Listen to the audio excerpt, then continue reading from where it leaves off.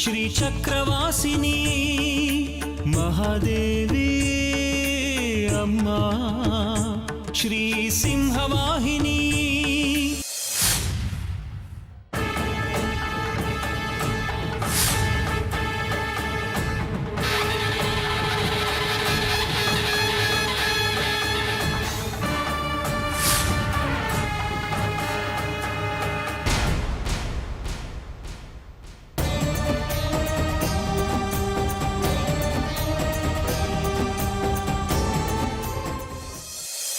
ಯಾರು ನನಗೆ ಬಿಗ್ನ ಒಡ್ಡ ಆಗಿಲ್ಲ. ಆದರೆ ನಿಮ್ಮಮ್ಮನವ್ರು ಸುಮ್ಮನಿರಲ್ಲ. ಏನಾದರೂ ಆಟ ಕಟ್ಟಿ ನನಗೊಂದು ಬಿಗ್ನ ಒಡ್ತಾರೆ. ಅದಕ್ಕೆ ಏನು ಮಾಡಬೇಕು ಅಂತಿದೀಯಾ?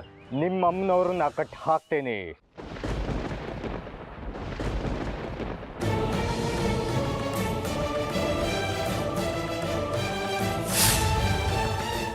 ಏನು ಏನಂದೆ? ನಿಮ್ಮಮ್ಮನವ್ರಿಗೆ ದಿಗ್ಬಂಧನ ಆಗ್ತೇನೆ.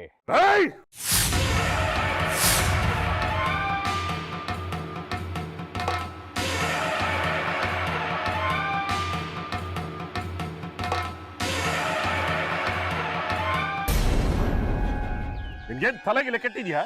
ನನ್ನ ಪೂಜೆ ಮುಗಿಯೋವರೆಗೂ ನಿಮ್ಮಮ್ಮನವರನ್ನ ಬಂಧನದಲ್ಲಿರ್ತೇನೆ. ಅಷ್ಟ ದಿಗ್ಬಂಧನ ಮಾಡ್ತೇನೆ. ದುರ್ಸ್ಬಿಡ್ತೀನಿ. ಅಮ್ಮನವ್ರು ಕಟ್ಟ ಹಾಕೋದ್ರ ಬಗ್ಗೆ ಇನ್ನೊಂದು ಸಾರಿ ಮಾತಾಡಿದೆ ಅಂತ ಅಂದ್ರೆ ಅಲ್ಲೂ ದುರ್ಸ್ಬಿಡ್ತೀನಿ. ಬೇರೆ ಯಾರಾದ್ರೂ ಆಗಿದ್ರೆ ಇಲ್ಲೇ ಸುಟ್ಟು ಬೂದಿ ಮಾಡ್ಬಿಡ್ತಾ ಇದ್ದೆ. ಬೇರೆ ದಾರಿನೇ ಇಲ್ಲ.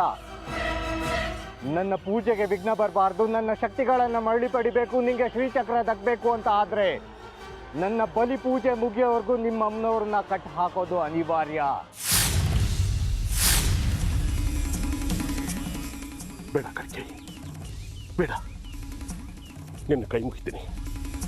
ಮತ್ತೆ ಮತ್ತೆ ಅದೇ ಮಾತಾಡಬೇಡ. ನಮ್ಮೆಲ್ಲರ ಮಹಾ ತಾಯಿ ಅವಳಿನ ಕಟ್ಟಿ ಹಾಕೋದಕ್ಕೆ ಸಾಧ್ಯ.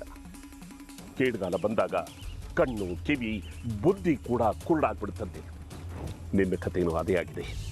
ಸರ್ವಶಕ್ತಿ ಅವಳನ್ನ ಅಷ್ಟದಿಗ್ ಬಂದಲ್ಲಿಡ್ತೀಯ. ಎಲ್ಲ ದೇವರು ಮಂತ್ರಾಧೀನರು. ಭಕ್ತರ ಸ್ತುತಿಗೆ ಮರಳಾಗಿ ಏನ್ ಬೇಕಾದ್ರೂ ಮಾಡ್ತಾರೆ. ಭಕ್ತರ ಭಕ್ತಿಗೆ ಪರವಶರಾಗಿ ಬೇಕಾದವರ ಕೊಟ್ಟು ಅವರೇ ದಿಗ್ಬಂಧನಕ್ಕೊಳಗಾಗ್ತಾರೆ. ಹಿರಣ್ಯಕಶಿಪುಗೆ ಮರಣವೇ ಬಾರದ ಹಾಗೆ ಬ್ರಹ್ಮ ವರ ಕೊಟ್ಟ.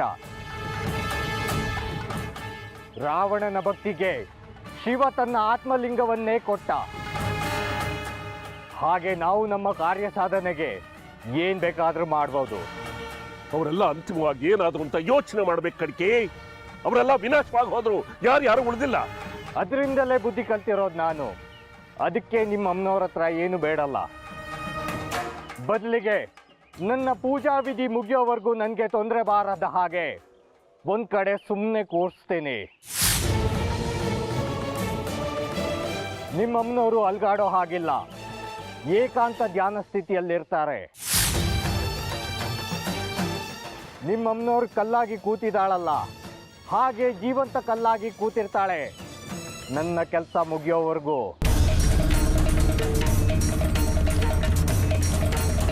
ಇದು ಸಾಧ್ಯವಾಗಬೇಕಂದ್ರೆ ನಿನ್ನ ಸಹಕಾರನೂ ಬೇಕು. ಅಸಾಧ್ಯ.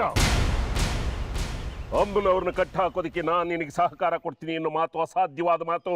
ಆ ತಾಯಿ ನಿನ್ಗೇನೇ ಆಗಿರಬಹುದು, ಆದ್ರೆ ನನ್ಗೆ ವಿದ್ಯೆ ಕೊಟ್ಟ ತಾಯಿ, ಸಂಸ್ಕಾರವನ್ನು ಕೊಟ್ಟ ಮಹಾತಾಯಿ, ನನ್ನನ್ನು ಸಾಕಿ ಸಲಹಿ ಕೈ ಹಿಡಿದು ನಡೆದಂತ ಮಹಾತಾಯಿ ನನ್ನಮ್ಮ ಅವಳು.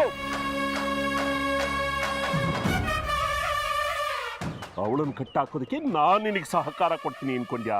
ಸಾಧ್ಯನೇ ಇಲ್ಲ. ಇನ್ನೊಂದು ಸಾರಿ ಮಾತಾಡಿದ್ರೆ ನಡೆಯೋ ಪರಿಣಾಮನೇ ಬೇರೆ. ಎಚ್ಚರಿಕೆ ಕಡಿಕೆ, ಎಚ್ಚರ.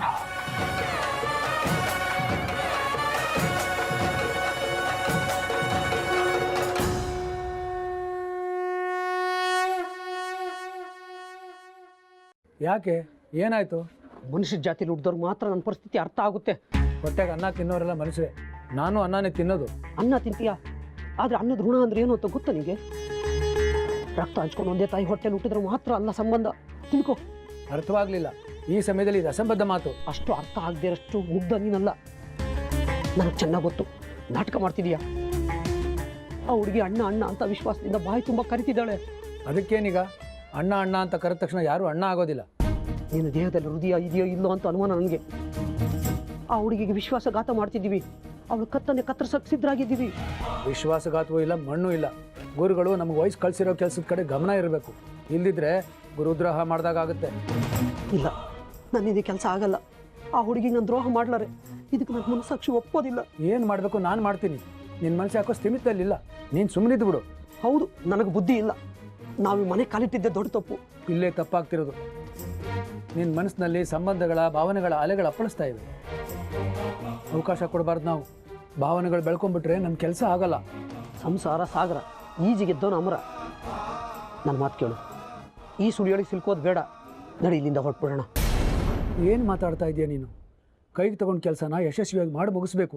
ಬೇರೆ ದಾರಿ ಇಲ್ಲ. ನಾವು ಇನ್ನೊಂದು ದಿನ ಇಲ್ಲಿರೋದು ಒಳ್ಳೆಯದು. ನಾಳೆವರೆಗೂ ಕಾಯೋಣ. ಮಾರಿಗುಡಿಯಿಂದ ಜಾಜಿನ ಕಾಪಾಡಬೇಕು, ಅದೇ ಈಗ ಮುಖ್ಯ. ಆ ಕಿರಾತಕನಿಂದ ಈ ಹುಡುಗಿನ ಕಾಪಾಡಬೇಕು ಅನ್ನೋದನ್ನು ನಾನು ಒಪ್ತೀನಿ. ಅವಳು ಬಂದು ಬಾಯಿ ತುಂಬ ಅಣ್ಣ ಅಂತ ಕರೀತಾ ಇದ್ರೆ ನನ್ನ ಮನಸ್ಸು ಕರಗುತ್ತೆ. ಇಂಥದ್ರಲ್ಲಿ ಅವಳನ್ನ ನಮ್ಮ ಜೊತೆ ಕರ್ಕೊಂಡೋಗಿ ಹೇಗೆ ಕಚ್ಚಕ್ಕೆ ಅನ್ಸೋದು? ಆ ಕೆಲಸ ನಮ್ಮ ಗುರುಗಳು ಮಾಡ್ತಾರೆ. ನಮ್ಮ ಕೆಲಸ ಏನಿದ್ರು ಪೂಜಾ ಸ್ಥಳಕ್ಕೆ ಅವಳನ್ನು ಕರ್ಕೊಂಡು ಹೋಗೋದು ಅಷ್ಟೇ. ನಿಶ್ಚಿಂತೆಯಾಗಿರು, ನೀನೇನು ಕೊಲ್ಲಬೇಕಾಗಿಲ್ಲ. ನಿನಗದನ್ನು ನೋಡೋ ಅವಕಾಶನೂ ಸಿಗಲ್ಲ ಬಿಡು. ಆ ಜಾಗದ ಹತ್ರಕ್ಕೂ ನೀನನ್ನು ಬಿಟ್ಕೊಳ್ಳಲ್ಲ. ಮನಸ್ಸು ಸಡ್ಲ ಆಗಬಾರ್ದು, ಕಲ್ಲಾಗಿಸ್ಕೋಬೇಕು. ಬೇಕಾದ್ರೆ ನೀನು ಹೊರಟ್ಬಿಡು. ಅದು ಹೇಗಾಗುತ್ತೆ? ನಾನೊಬ್ಬನೇ ಹೇಗೆ ಹೋಗಲಿ? ಇದಕ್ಕೇನಾದರೂ ಮಾಡಬೇಕು. ಅಣ್ಣ, ಕಷಾಯ ಮಾಡಿ ನೀ ಕುಡೀರಿ. ನಮಗೇನು ಬೇಡ, ಹಸಿವಿಲ್ಲ. ನೀವು ಹಂಗೆ ಅಂದ್ಬಿಟ್ರೆ ನಾನು ನಂಬಿಟ್ಟೇನೆ. ಇದೇನು ಹೊಟ್ಟೆ ತುಂಬ್ತದೆ? ಸುಮ್ಕೆ ಬಾಯಿ ಚಪ್ಲ ಕುಡಿಯೋದು ಆಟೆಯ. ನಮ್ಮ ಅಟ್ಟಿಗೆ ಬರೋರು ಯಾರು ನಾ ಮಾಡಿದ್ದೇನು ತಿನ್ನಕ್ಕಿಲ್ಲ. ನಮ್ಮ ಅಪ್ಪಯ್ಯ ಈ ಊರ್ನಾಗ ಸಾವಾದಾಗೆಲ್ಲ ಟಮಟೆ ಬಾಸ್ತಾನಲ್ಲ, ಅದಕ್ಕೆಯ್ಯ ನಮ್ದು ಸಾವಿನ ಮನೆ ಅನ್ಕೊಂಡ್ಬಿಟ್ಟವ್ರೆ ಜನ. ನೀವ್ ಹಂಗಲ್ಲ ಅಂತ ನಂಗೆ ಗೊತ್ತು. ನೀವ್ ಯಾರೋ ಎಲ್ಲಿಂದ ಬಂದ್ರೋ ನಾ ಕಾಣೆ. ಆದ್ರೂ ನಮ್ಮ ಕಷ್ಟ ಕಾಲಕ್ಕೆ ಬಂದು ಸಹಾಯ ಮಾಡಿದವ್ರು ನೀವು. ನಮ್ಮ ಸ್ವಂತದವ್ರು ಮಾಡೋದ್ಕಿಂತ ಜಾಸ್ತಿನೇ ಮಾಡಿರಿ. ಯಾವ ಜನದಾಗ ಏನು ಸಂಬಂಧ ಇತ್ತೋ ನಮ್ಮದು ಓಡುಡ್ದವ್ರಂಗೆ ಕಾಣ್ತೀರಿ. ನಿಮ್ಮ ದೆಸೆಯಿಂದ ನಾವು ಪಾರಾದ್ವಲ್ವಾ, ಆ ತಾಯಿ ಆಶೀರ್ವಾದ ಅಂತಲೇ ಅಂದ್ಕೊಂಡೆ ನಾನು. ಪಿಸ್ತೂಲ್ ಮಡಿಕೊಂಡವನೇ ಆ ವಯ್ಯ. ಅದಕ್ಕೆಯ ನಮ್ಮ ಮೂರ್ನವರೆಲ್ಲ ಆ ಮನೆಯಾಳನ್ ಕಂಡ್ರೆ ಎದ್ರಕೊಳ್ಳೋದು. ಅವ್ನು ಚಿಂತೆ ಬೇಡ, ಸದ್ಯಕ್ಕೆ ಅವನು ಎದ್ದೇಳಲ್ಲ. ಹೌದ್ರಾ? ಅದೇಂಗೆ? ಎಲ್ಲ ಇವನು ಕೈ ಚಳಕ. ಇವನು ಹಾಕಿರೋ ಮಂತ್ರದಿಂದ ಎರಚಿರೋ ಬೂದಿಯಿಂದ ಇವತ್ತು ಅವನು ಎದ್ದೇಳಲ್ಲ. ಇವತ್ತಲ್ಲ, ಇನ್ಯಾವತ್ತು ಅವನು ಎದ್ದೇಳೋದು ಅನುಮಾನನೇ. ಮಾಧವ, ಅದೆಂತ ಮಂತ್ರ ಅಣ್ಣ? ಮಂತ್ರ ಗಿಂತ್ರ ಏನೂ ಇಲ್ಲ. ಅದೊಂಥರ ನಂಜನ ಸೊಪ್ಪಿನ ಪುಡಿ. ಅದ್ರ ವಾಸನೆ ಮೂರ್ಛೆ ಹೋಗಿದ್ದಾನೆ ಅಷ್ಟೇ. ಅವ್ನು ಸದ್ಯಕ್ಕೆ ಎದ್ದೇಳೋದಿಲ್ಲ.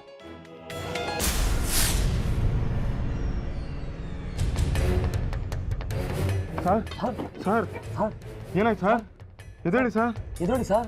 ಸರ್ ಏನಾಯ್ತು ಸರ್ ನಿಮಗೆ? ಎದ್ದೇಳಿ sir. Sir sir sir sir sir ಎದ್ದೇಳಿ sir. Sir sir sir sir ಎದ್ದೇಳಿ ಸರ್. ಸರ್ ಸರ್ ಎದ್ದೇಳಿ ಸರ್. ಪ್ಲೀಸ್ ಎದ್ದೇಳಿ ಸರ್.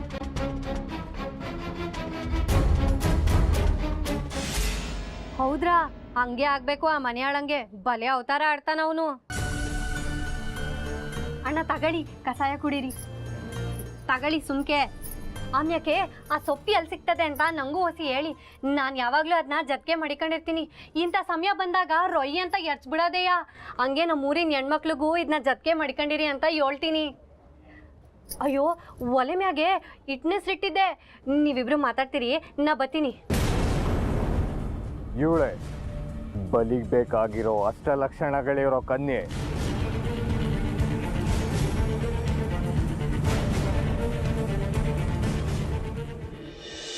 ದೇಶಕ್ರೆ, ಏನಾದರೂ ಉಪಾಯ ಮಾಡಿ ದಯವಿಟ್ಟು ನಮ್ಮ ಸುಂದ್ರಿನ ಬದುಕಿಸ್ಕೊಡಿ. ಹುಚ್ಚಿ ಹಿಡಿದಿದೆ ನಿಮಗೆಲ್ಲ.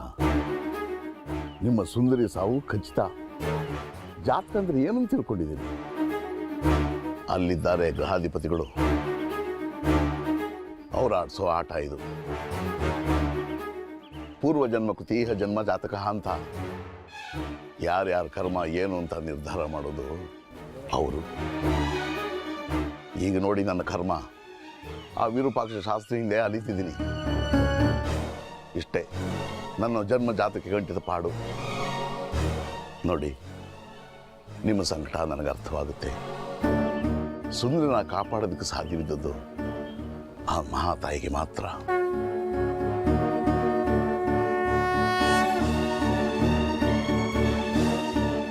ಈಗ ಅದು ಕೈ ಮೀರಿ ಹೋಗಿದೆ. ನಿಮ್ಮ ಮಗಳು ಸುಂದರಿ ಆ ಮಹಾತಾಯಿಯಿಂದ ಈಗಾಗಲೇ ದೂರವಾಗಿದ್ದಾಳೆ. ಆ ಅಮ್ಮನವ್ರಿಗೂ ಕಟ್ಟು ಹಾಕಿದಾಗಿದೆ. ಇನ್ಯಾರಿಗೂ ಕಾಪಾಡೋದಕ್ಕೆ ಸಾಧ್ಯವಿಲ್ಲ. ಸುಮ್ಮನೆ ಬಂದು ನನ್ನ ಮುಂದೆ ಕೊರಗಬೇಡಿ. ಇಲ್ಲಿ ಬಂದು ಕಾಲಹರಣ ಮಾಡೋ ಬದಲು ಮುಂದಿನ ಕೆಲಸ ಏನು ಅಂತ ನೋಡ್ಕೊಳ್ಳಿ.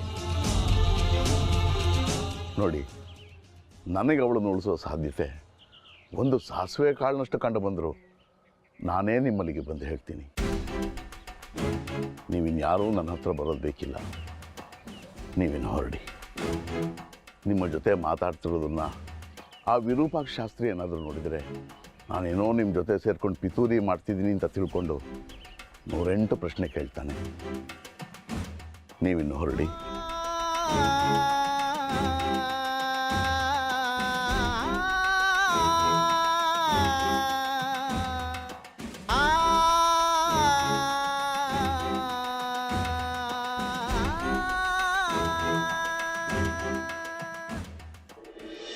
ನಗು ನಗುತ್ತಾ ನಲಿ ನಲಿ ಏನೇ ಆಗಲಿ, ಸೇಟು ಅಂಗಡಿಗೆ ಹೋಗಿ ತಾಳಿ ಬೆಲೆ ಎಷ್ಟು ಅಂತ ಕೇಳ್ಕೊಂಬರ್ಬೇಕಲ್ಲ.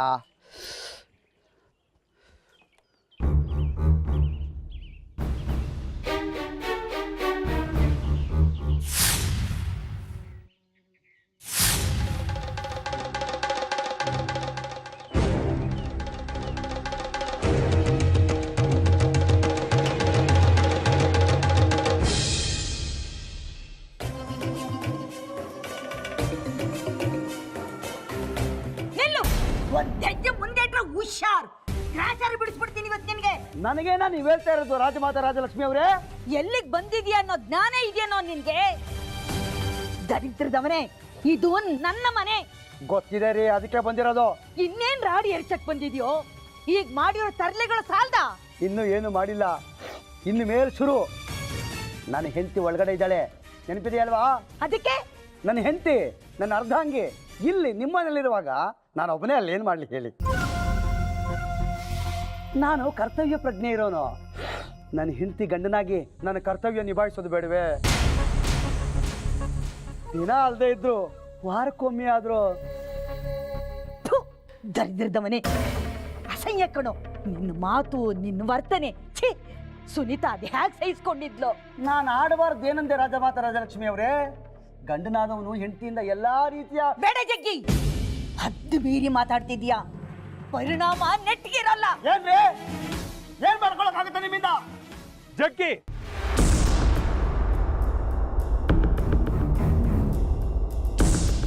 ನಾಚಿಕೆ ಆಗಲ್ಲ ನಿನ್ಗೆ?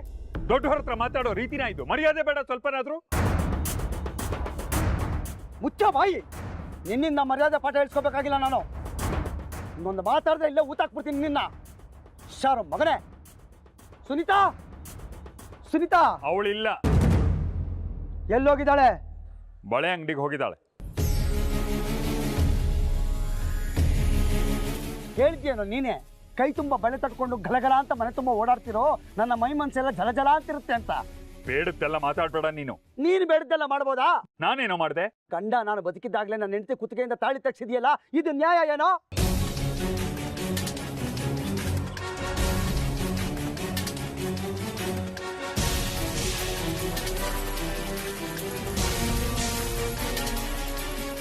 ನಿನ್ನ ಹೆಂಡತಿ ತಾಯಿ ಕುತ್ತಿಗೆಯಲ್ಲಿ ಮಾಂಗಲ್ಯ ರಾರಾಜಿಸ್ತಾ ಇರಬೇಕು, ನನ್ನ ಹೆಂಡತಿ ಕುತ್ತಿಗೆ ಬೋಳಾಗಿರ್ಬೇಕಲ್ಲ.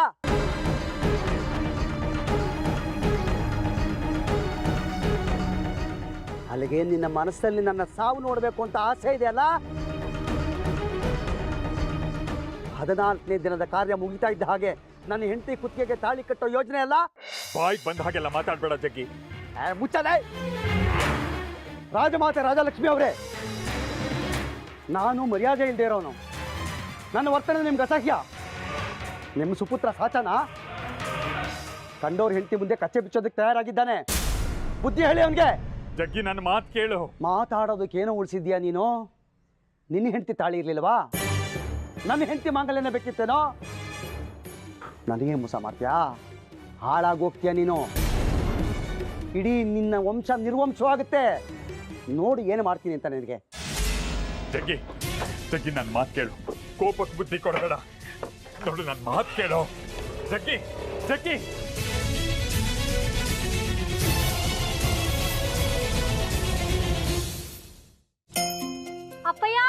ಅಣ್ಣಂದ್ರ ಬಿಸಿ ಬಿಸಿ ಮುದ್ದೆ ಅವರೆಕಾಳು ಸಾರು ಮಾಡಿವ್ನಿ ಬಿರ್ನೆ ಬಂದ್ರ.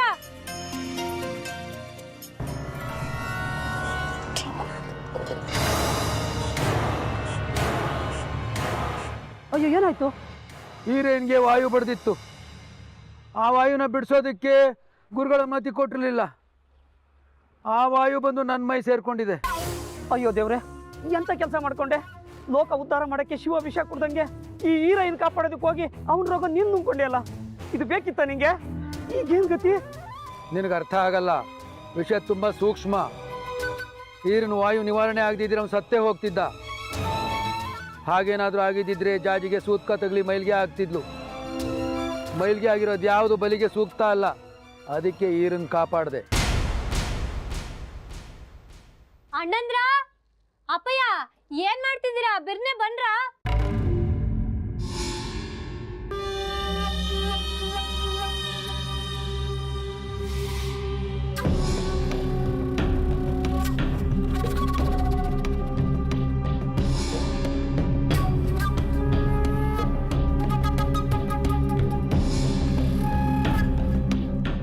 ಯಾಕೆ ಏನಾಯ್ತು? ಏನಿಲ್ಲ. ಏನಿಲ್ಲ. ಯಾಕೆ ಇಟ್ಟೋತು? ಬಿಸಿ ಬಿಸಿ ಮುದ್ದೆ ಅವರೆಕಾಳು ಸಾರು ಮಾಡಿವ್ನಿ, ತಿನ್ಬಿಟ್ಟು ಹೆಂಗದೆ ಅಂತ ಹೇಳಿ. ಅವರೆಕಾಳು ಸಾರು ಅಂದ್ರೆ ನಂಗೆ ಭಾಳ ಇಷ್ಟ. ಅಪ್ಪಯ್ಯೋ, ಏಟ್ಕಿತ ಕರಿಯೋದು? ಏನ್ ಮಾಡ್ತಿದ್ದಿ? ಬಿರ್ನೆ ಬಾ, ನೀವು ಉಣ್ಣಿ.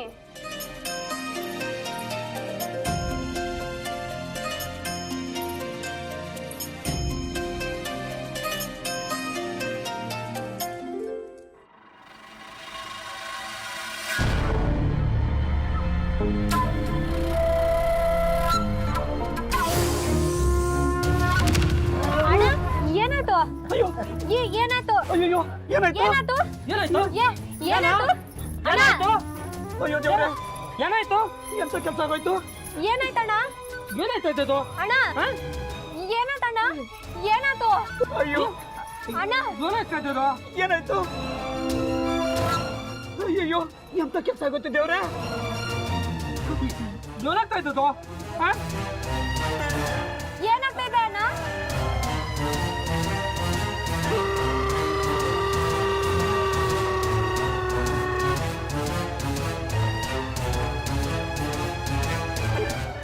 ಏನಾಯ್ತಣ್ಣ? ಏನಾಗ್ತಾ ಇದ್ದದು? ಏನಾಯ್ತು? ಯಾಕಿಂಗ್ ಆಡ್ತವ್ರೆ? ಯಾಕಣ್ಣ? ಏನ್ ಮಾಡೋದೀಗ?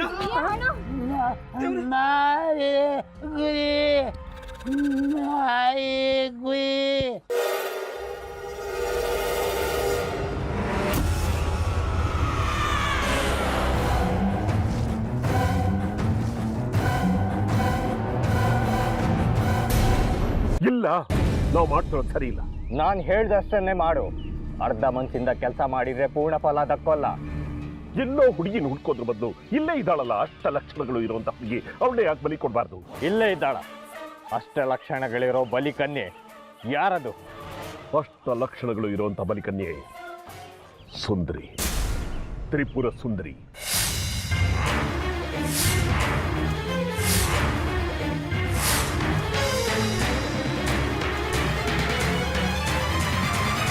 ಯಾಕಾಗಿ ನೋಡ್ತಾ ಇದ್ಯಾ? ಅಷ್ಟ ಲಕ್ಷಣಗಳಿರೋ ತ್ರಿಪುರ ಸುಂದರಿಗಿಂತ ಹುಡುಗಿ ಬೇಕಾ ನಿಂಗೆ?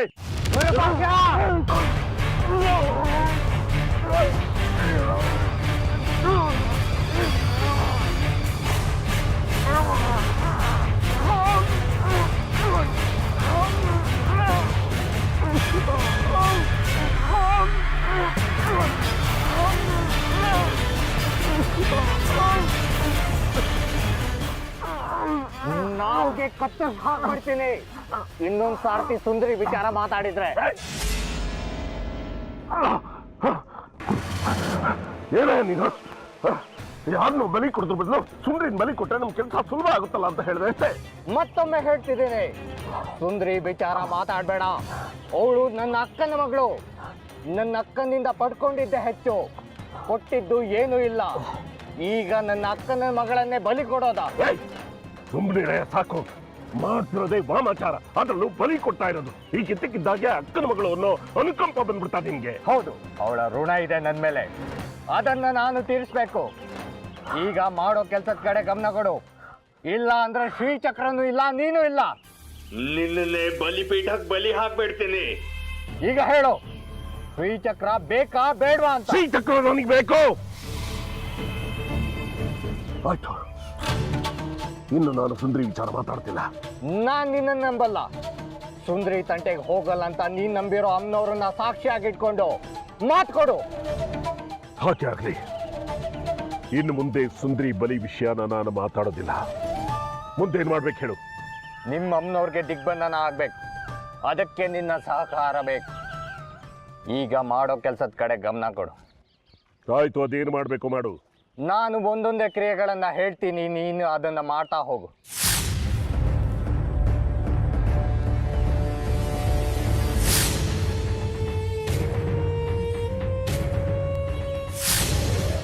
ಸುಂದರಿಗೋಸ್ಕರ ನನ್ನ ಕುತ್ತಿಗೆಗೆ ಕೈ ಹಾಕೋ ಮಟ್ಟಕ್ಕೆ ಬಂದ್ಬಿಟ್ಟೆ ಅಲ್ಲ. ಒಂದು ಸಾರಿ ಶ್ರೀಚಕ್ರ ನನ್ನ ಕೈವಶವಾಗಲಿ, ನಿನ್ನ ಅಹಂಕಾರನ ಮಟ್ಟ ಹಾಕ್ತೀನಿ. ನೀನು ಅಯ್ಯೋ ಅಮ್ಮ ಅಂತ ಕಿರ್ಚಾಡಬೇಕು. ಹಾಗೆ ಮಾಡಲಿಲ್ಲ, ಅಮ್ಮನೋರ ಆರಾಧಕ ವಿರೂಪಾಕ್ಷ ಶಾಸ್ತ್ರಿನೇ ಅಲ್ಲ ಈ ಶಾಸ್ತ್ರಿ.